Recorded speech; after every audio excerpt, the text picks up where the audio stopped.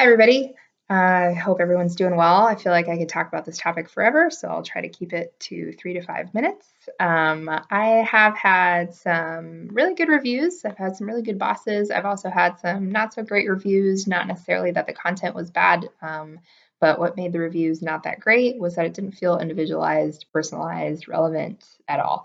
The ones that stick out to me was I worked at a couple restaurants through college, and the restaurants that I worked at, I got annual reviews, but they definitely just felt like the content of the reviews were just blurbs pulled from a template.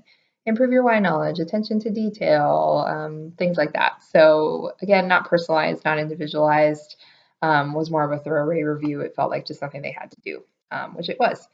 A couple really good reviews that I've had in my current role. My 2018 review that I got in January of 19 this year felt really good because it was personalized. I could tell that my director put a lot of time, effort, thought into writing out my review.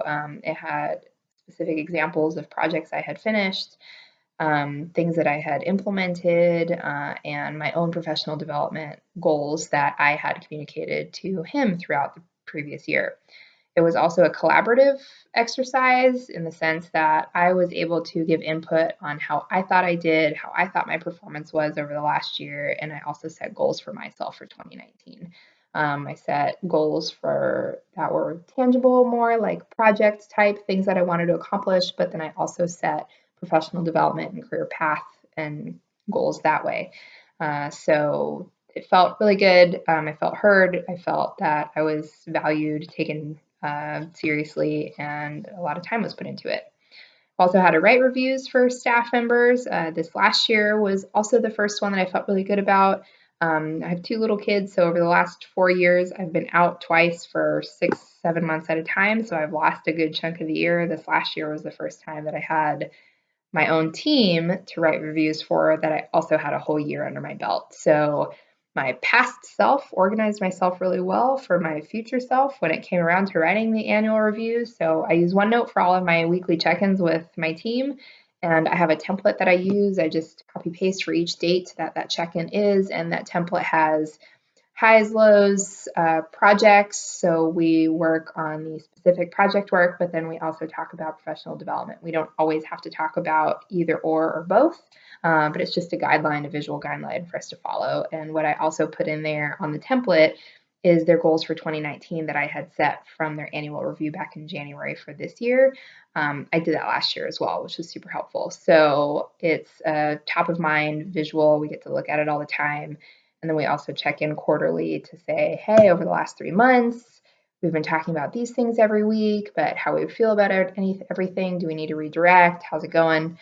So I got really good responses from my team members as well. They really liked the reviews, and I really enjoy that it's top of mind throughout the whole year. So when we go to write these next year's reviews, I hope that looking back on this previous year, it's really easy to write, it's relevant, and it feels personalized and individualized. I haven't really been victim of an unfair review, so I don't really know what I would share on what not to do. What else? Loyalty to the organization.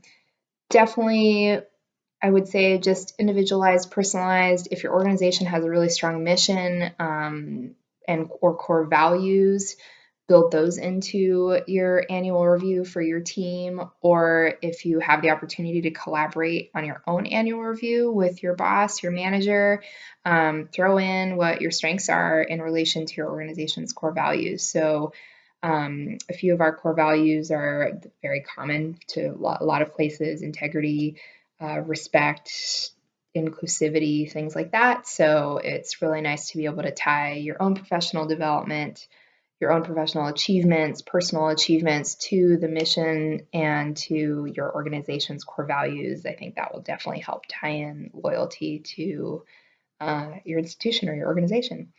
Hope you enjoyed my sharing, and I look forward to hearing from all of you as well. Have a good night. Bye.